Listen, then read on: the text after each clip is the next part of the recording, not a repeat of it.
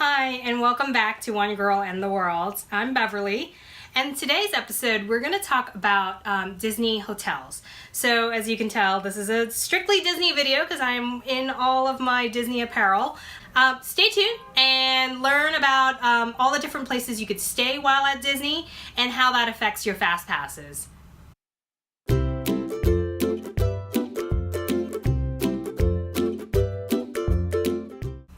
So, you've decided you're going to Disney and you need a place to stay, but there are so many options, so what do you do? So I'm here to help you out. There are a lot of options, and I totally agree that maybe there's just a little too many options, but I feel that once you get once you understand the groundwork of the types of different accommodations there are at Disney, it's actually fairly easy to decide which hotel or which Airbnb you want to stay at. I touched upon this in my planning video, which I will link at the end of this video so that you can watch that if you want to. You could stay at any or all of these and you would be perfectly comfortable. But I want to tell you the benefits and the drawbacks of each one. So the first one that, of course, is going to be a Disney resort, and that's an on-site Disney resort. So that means that Disney owns the property, and it owns the land that the property sits on. It is the closest that you're going to get to a theme park, for the most part. Obviously, each resort is not going to be close to all the theme parks, but for the most part, they're the resorts that are closest in distance to any theme park, any Disney theme park, I should be more clear. So Disney has 3 levels of resorts. So they have the value resorts, which basically is what it sounds like. They are the cheaper resorts. They have moderate resorts, so that's the next level up. And then they have deluxe resorts. And those are really the resorts that are going to be the service, the accommodations, the location to a theme park. They're going to be the best. But you're going to be paying for that convenience and luxury. So Disney hotels are already expensive to begin with. In my opinion, I think, for my budget, I usually stay at value resorts. Every once in a while, if values are booked up, or if I'm traveling with a larger party, I will stay at a moderate. And that's because moderates have more space. So the room itself is a little larger than a value for the most part. However, I personally have never stayed at a deluxe resort. I've visited deluxe resorts, but since I travel alone and I love going to the theme parks, paying a premium for a hotel is not really the most important thing to me.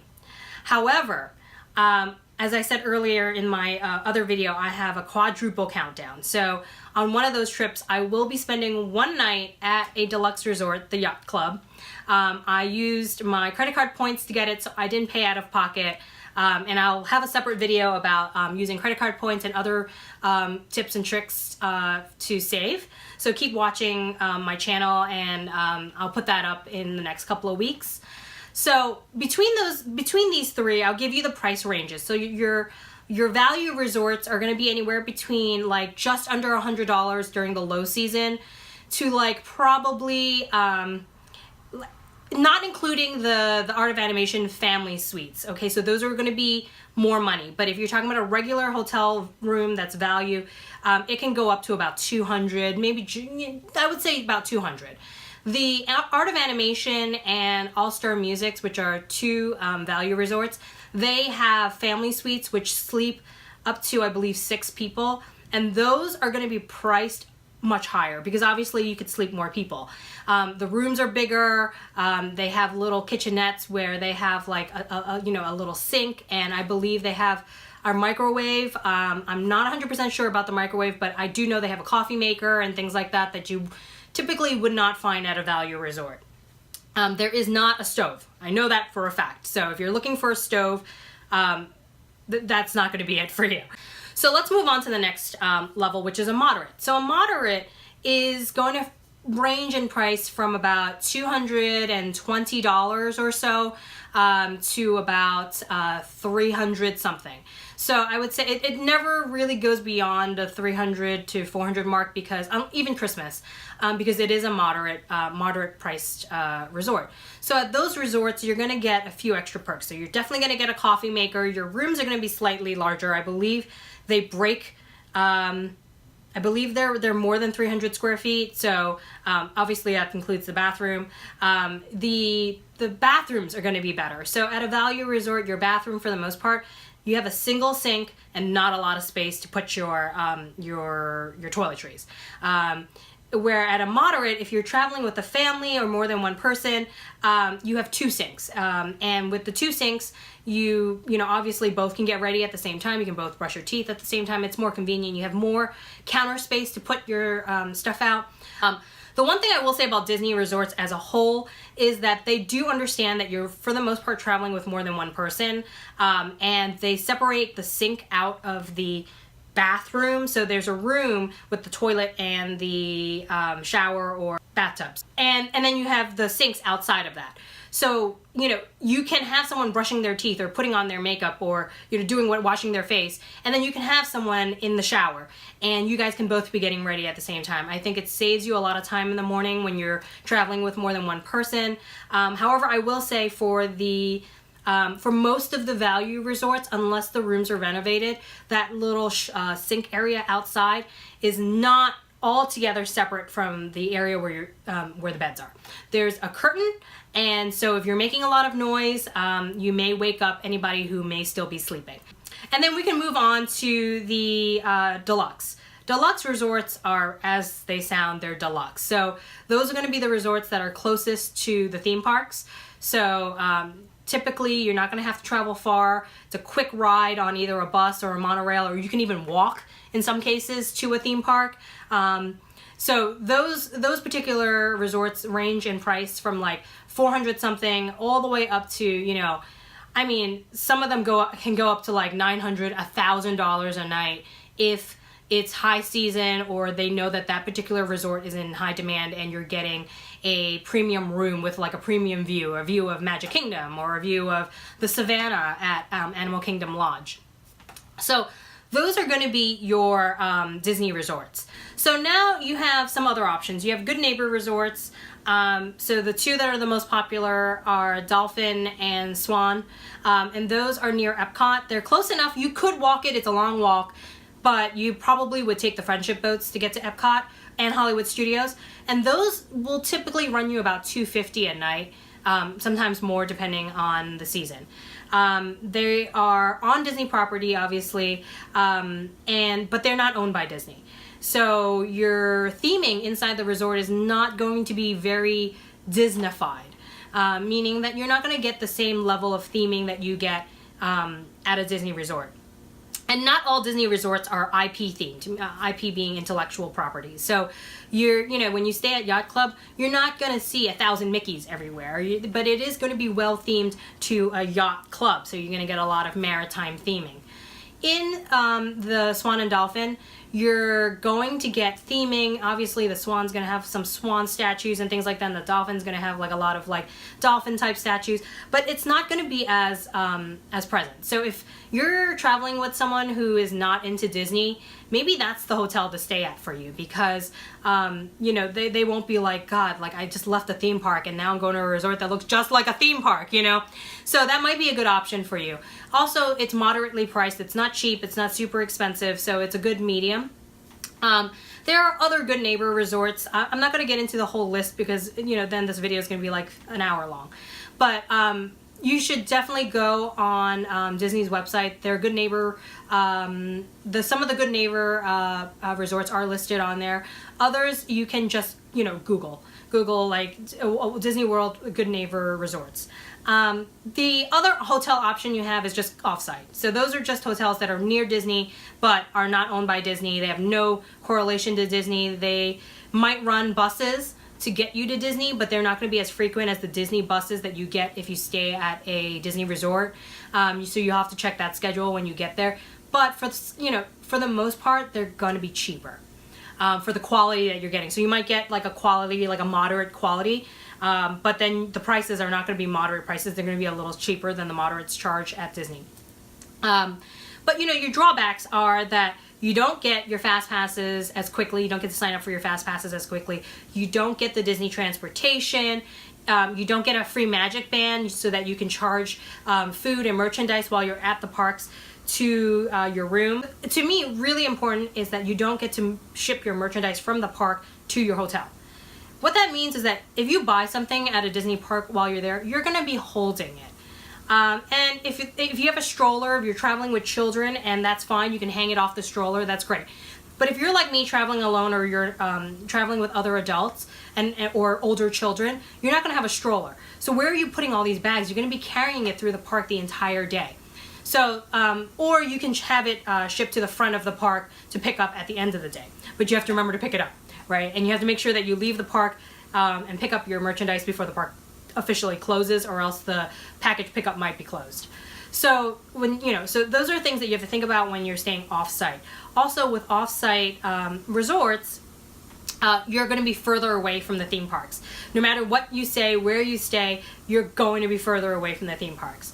But again, those are the trade-offs. If you're traveling with an extremely large family, so grandma's coming, your aunts and uncles are coming, you've got cousins coming, you might be better off at an off-site hotel. And the reason why that is that some of these hotels are actually, you can get them so that they're 1-bedroom, 2-bedroom villas.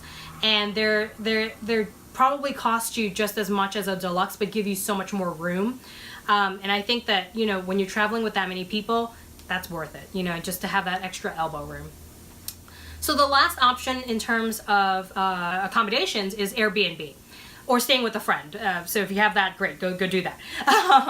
But Airbnb is fantastic. I stay at Airbnbs and on-site resorts predominantly. There are a ton of Airbnbs within driving distance or Ubering distance or Lyft distance to the theme parks. And if you are willing to stay in a room, private room. So what that means is with Airbnb, you have 3 options. You can have a shared room. I don't recommend that. That means you're sleeping in a room with other people. It's probably the living room or the family room. Don't do that. The other 2 options are, unless you're a college student, then, by all means go for it. The other option is a private room, meaning that you get your own room in a house. It's all yours. You close the door, that space is yours.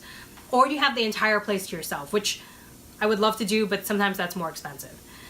I will tell you right now that you can get a private room near Disney for under $50 a night. And if you're going for a week, that's 7 days or 7 nights, however you want to look at it, $50, that's $350. So if you think about it, it's actually very, very, very, very affordable. You can Uber if you want. Sometimes, depending on how long the trips are, you might be better off, or how many times you're going back and forth between your accommodation and a park. You might be better off renting a car. But I would say, your Lyft can probably cost you anywhere between $8 to $15 or $16 to Disney. Okay. If you're going to Universal, that's going to cost you a little more because it's a little further away. So if you're if your trip involves Universal as well, I would suggest you stay near the Disney Springs area.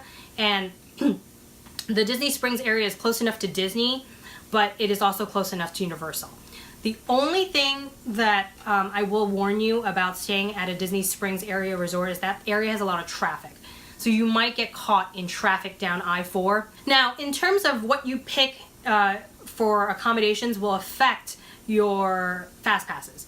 So I touched upon this in my planning video, and you get 60 days out from your date of travel if you stay at a Disney resort or some of the Good Neighbors.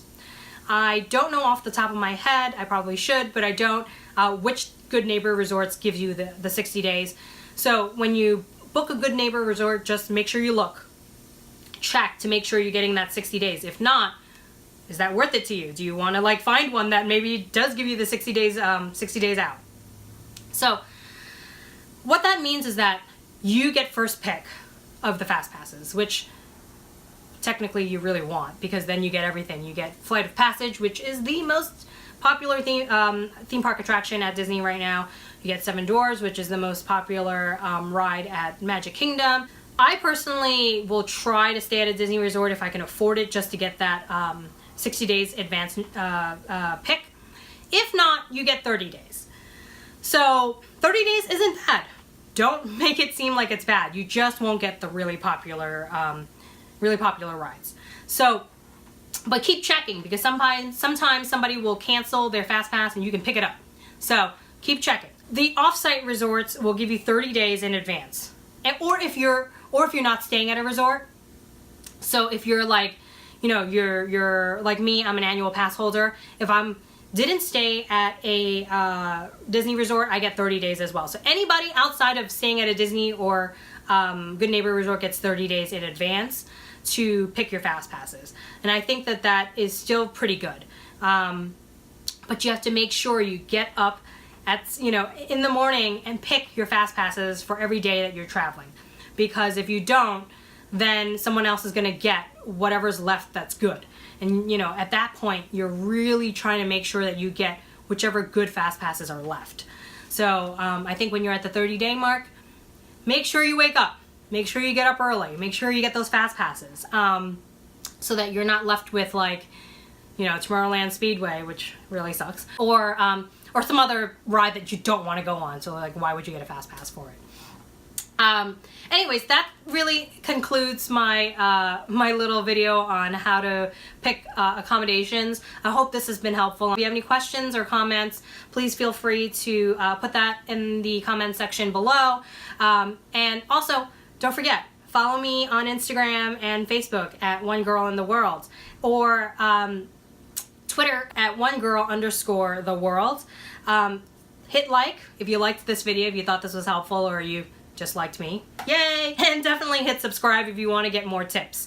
I'm going to be doing a packing video soon, because I am super excited. I am actually leaving to go to Disney with a very good friend of mine in mid-April to celebrate our mutual birthdays. And I'm going to be doing a video on the types of tickets that Disney and Universal has.